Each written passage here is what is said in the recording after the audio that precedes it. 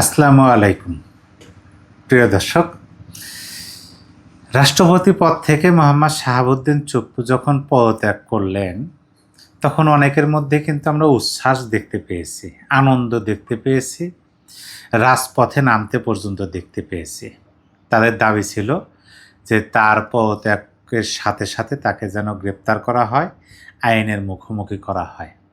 তার বিরুদ্ধে কোনো অভিযোগ নাই, কিন্তু তার বিরুদ্ধে অভিযোগ তারা দাবি করতেছেন যে তিনি যেহেতু আওয়ামী লীগ, তাদের ভাষায় ফ্যাসিবাদের দোসর, এবং সেই সরকার দ্বারা নিয়োগকৃত রাষ্ট্রপতি ছিলেন, এবং জুলাই আগস্ট আন্দোলনে কেন তিনি ছাত্রদের পক্ষ, অর্থাৎ পুরা ছাত্র এখন বলা যাবে না, কারণ বর্তমান সময়ে তো পুরো ছাত্র সমাজ তাদের সাথে নাই, যারা এই যে রাজনৈতিক দল গঠন করছে, সংসদে গেছে, মানে এই সমন্বয়কদের পিছে কেন দাঁড়ালো না, সেজন্য তারা ব্যাপক বেজার, মানে খুবই বেজার, যার পরিপ্রেক্ষিতে তাকে গ্রেপ্তার করতে হবে। এখন সকল আশার গুড়ে বালি ভারতের আন্দোলন নেতারা স্বপ্ন দেখতে শুরু করছিল, সেটাও ঘুরে বালি। এবং দেশের অভ্যন্তরে এখন তো সাবেক রাষ্ট্রপতি জনাব শাহাবুদ্দিন সাহেব, তাকে গ্রেপ্তার করতে হবে, তাকে আইনের আওতায় আনতে হবে। তারা অনেকবার চেষ্টা করেছেন সেই পদ থেকে সরানোর জন্য, পারেন নাই। এখন যেহেতু তিনি পদত্যাগ করছেন, তাকে সেটা করতে হবে। কিন্তু বাস্তবতাটা আপনাদের সামনে তুলে ধরি। পত্রিকায় যেটা উঠে আসছে, শিরোনাম হলো দেশ ছাড়ার সমঝোতার পর পদত্যাগ করলেন রাষ্ট্রপতি শাহাবুদ্দিন। তিনি দেশ ছাড়ার সমঝোতা আগেই করছেন, তাকে যেন সেফ এক্সিট দেওয়া হয়, নিরাপদে প্রস্থান করতে দেওয়া হয়, সেইটার সমঝোতা আগেই হয়েছে। পত্রিকা কি বলতেছে এখানে? রাষ্ট্রপতি মোহাম্মদ শাহাবুদ্দিন পদত্যাগ করেছেন। একাধিক রাজনৈতিক সূত্রের দাবি, বিএনপির সঙ্গে একটি সমঝোতার ভিত্তিতে তিনি এ সিদ্ধান্ত নেন। একাধিক রাজনৈতিক সূত্রের দাবি, বিএনপির সাথে এই সমঝোতা হওয়ার পরে তিনি সিদ্ধান্তটা নেন। ওই সমঝোতা অনুযায়ী পদত্যাগের পর তিনি যেন কোনো বাধা ছাড়াই দেশ ছাড়তে পারেন, এ বিষয়ে আশ্বাস পান। এটা পত্রিকার ভাষা। পত্রিকা যেহেতু বলতেছে, তাহলে হয়তো বা সত্যই বলতেছে। তারপরে দেখেন কি বলা আছে। সূত্রগুলো জানায়, বিএনপি শুধু সংবিধানের 51 অনুচ্ছেদের আওতায় রাষ্ট্রপতি হিসাবে নেওয়া সিদ্ধান্তগুলোর জন্য তার বিরুদ্ধে কোনো পদক্ষেপ না নেওয়ার বিষয়ে সম্মত হয়েছে।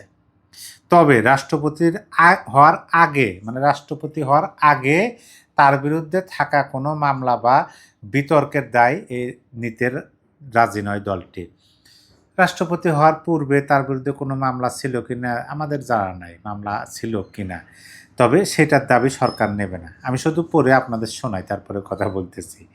তারপরে দেখেন, বিএনপির নেতাদের মতে আওয়ামী লীগ সরকারের আমলে নির্বাচিত হয় শাহাবুদ্দিনের দ্রুত দেশ ত্যাগ করাই নিরাপদ। এটা কাদের মতে? বিএনপির নেতাদের মতে। যেহেতু আওয়ামী লীগ সরকার দ্বারা নিয়োগকৃত ছিল, তাহলে তাদের অতি দ্রুতই তাকে দেশ ত্যাগ করা তার জন্য নিরাপদ হবে। পদত্যাগের পর গণমাধ্যমকে তিনি নিজেও, অর্থাৎ সাবেক রাষ্ট্রপতি জনাব শাহাবুদ্দিন, তিনি নিজেও জানান, শারীরিকভাবে কিছুটা সুস্থ হলে 10 থেকে 12 দিনের মধ্যে বিদেশ যাবেন। শারীরিক সুস্থ হলে তিনি 10 থেকে 12 দিনের মধ্যে বিদেশ যাবেন। এদিকে বিএনপির মহাসচিব মির্জা ফখরুল ইসলাম আলমগীর এ বিষয়ে মন্তব্য করতে অস্বীকৃতি জানিয়ে বলেন, আগামী 90 দিনের মধ্যে সংসদে নতুন রাষ্ট্রপতি নির্বাচিত হবেন এবং এ বিষয়ে দলের নীতি নির্ধারণী সভায় সিদ্ধান্ত নেওয়া হবে। মানে তাকে প্রশ্ন করা হয়েছে যে এটা কি সমঝোতা হয়েছে তার দেশ ত্যাগ বা সেফ এক্সিট, এ বিষয়ে তিনি মন্তব্য করার অস্বীকৃতি জানিয়ে তিনি এই কথাটা বলছেন যে আগামী যে একটা নির্বাচন হবে, রাষ্ট্রপতি নিয়োগ হবে 90 দিনের মধ্যে, সেই কথা বলছেন। এইখানে হচ্ছে মেন পয়েন্ট, খুবই গুরুত্বপূর্ণ এই বিষয়। এ প্রতিবেদন অনুযায়ী রাষ্ট্রপতি শাহাবুদ্দিনের পদত্যাগ এবং এ সংক্রান্ত সমঝোতার বিষয়টি জামাতে ইসলামের কয়েকজন নেতা, জ্যেষ্ঠ নেতা, ছোটোখাটো নেতা না, জ্যেষ্ঠ নেতাও আগেই জানতেন। তাহলে এখানে কি বাটপার বা মুনাফিকি শব্দটা উচ্চারণ করবো আমরা? রাজপথে কারা নেমেছিলেন? তাদেরই ছাত্র সংগঠনের নেতারা নেমেছিলেন। রাজপথে কারা নেমেছিলেন? তাদেরই জোটের নেতারা নেমেছিলেন। জোটবদ্ধ দলের নেতারা নেমেছিলেন। তার মানে জ্যেষ্ঠ নেতারা জানেন যে এই যে পদত্যাগটি, এই পদত্যাগটি একটা সমঝোতার পদত্যাগ। এই পদত্যাগের পরে তাদের চাওয়া পূরণ হবে না, এটা আগে থেকেই জানেন। তিনি দেশ ত্যাগ করবেন অতি দ্রুত 10 থেকে 12 দিনের মধ্যে। অথচ তাদের শীর্ষবিন্দু চেলাদের রাজপথে নামিয়ে দিলেন। মিছিল মিটিং, মানে এটা কি তাহলে লোক দেখানোর জন্য? এই প্রশ্নটা কিন্তু আসে। আর অন্যভাবে যদি বিচার বিশ্লেষণ করেন, আমরা যতটুকু জানি যে এই সাবেক রাষ্ট্রপতি মোহাম্মদ শাহাবুদ্দিন সাহেব তাকে নিয়োগ করেছিলেন আওয়ামী সভানেত্রী, তখনকার সময়ের প্রধানমন্ত্রী, এবং তিনি, এটা বলা যায় যে তার সম্মতিক্রমে এই কাজটা হয়েছে। তাইলে শেখ হাসিনার নিয়োগকৃত রাষ্ট্রপতি, এখন সাবেক রাষ্ট্রপতি, তিনি পদত্যাগ করলেন, দেশ ত্যাগ করবেন, সেটা তাও ডিক্লেয়ারের মাধ্যমে। হ্যাঁ, এই সাবেক রাষ্ট্রপতির প্রতি কিন্তু আওয়ামী লীগের ব্যাপক সমালোচনা আছে। আওয়ামী লীগ কিন্তু প্রচুর সমালোচনা করেন তার। তিনি কি করছেন, ধানমন্ডির 32 নাম্বার ভাঙছে, মুক্তিযোদ্ধাদের এরকম। যাক, ডক্টর ইউনূস যায় কিছু হয়েছে, তিনি তো রাষ্ট্রপতি ছিলেন, এত ক্ষমতা, তারপরেও তিনি, আর ডক্টর ইউনূস তো অসাংবিধানিক অনির্বাচিত একটা সরকার ছিল, কেন তিনি অ্যাকশন নিতে পারলেন না, নিলেন না, কোনো কাজ নাই, সায় দিয়ে চললেন। এবং ডক্টর ইউনূস তার প্রতি যেভাবে অবমাননা করছেন, অপমান করছেন, বিশ্বব্যাপী করার চেষ্টা করছেন, তিনি কোনো কথাই বলেন না, তিনি একটা হুঙ্কারও দিলেন না। এই বিষয়গুলো নিয়ে কিন্তু আওয়ামী লীগ মহলে সাবেক রাষ্ট্রপতি মোহাম্মদ শাহাবুদ্দিন সাহেবের বিপক্ষে ব্যাপক সমালোচনা আছে আওয়ামী লীগের মধ্যে। কিন্তু এইখানে বিষয়টা দেখেন, যেহেতু শেখ হাসিনা দ্বারা নিয়োগকৃত, যদিও তাদের মধ্যে এখন ব্যাপক তফাৎ, তারপরও তিনি আওয়ামী লীগের মতোই মাথা উঁচু করে ডিক্লার দিচ্ছেন। পত্রিকা হওয়া মানে কি, ডিক্লারেশন, ঘোষণা দেওয়া যে তিনি শারীরিক, এবং পত্রিকায় তিনি বলছেন, তিনি কিন্তু পত্রিকাতেই বলছেন, এই যে এখানে আছে, পদত্যাগের পর গণমাধ্যমকে তিনি নিজেও জানান শারীরিকভাবে কিছুটা সুস্থ হলে 10 থেকে 12 দিনের মধ্যে বিদেশ যাবেন।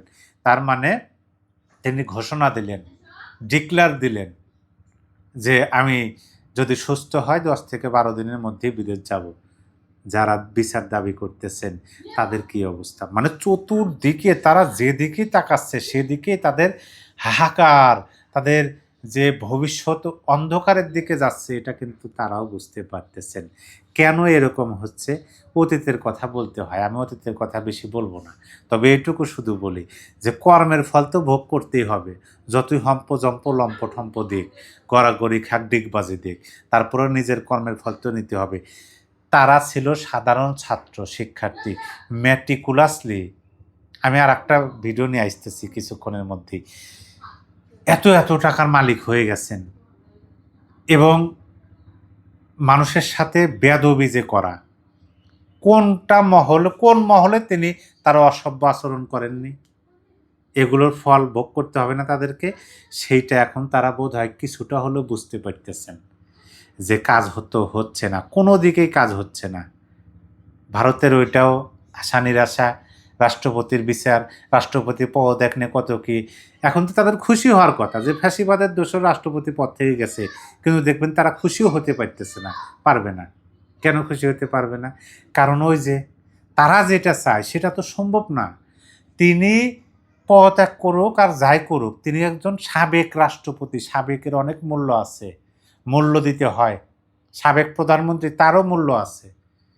আর এই বাংলাদেশের পলিটিশিয়ান, একেবারে শীর্ষ পলিটিশিয়ান, রাজনৈতিক ব্যক্তিত্ব, যাদের অবদানে বাংলাদেশে অনেক রাজনৈতিক নেতাদের বিরুদ্ধে বাংলাদেশের মতো রাজনৈতিক যে পরিস্থিতি, অভিযোগ থাকবেই, তারপরও তাদের অবদান আছে। সেই সমস্ত বর্তমান ক্ষমতাসীন যারা, তাদেরও তো শীর্ষ নেতা তারা যে সমস্ত অকথ্য অশ্লীল ভাষা শব্দ ব্যবহার করছেন, সেগুলোর ফল কি তারা পাবেন না?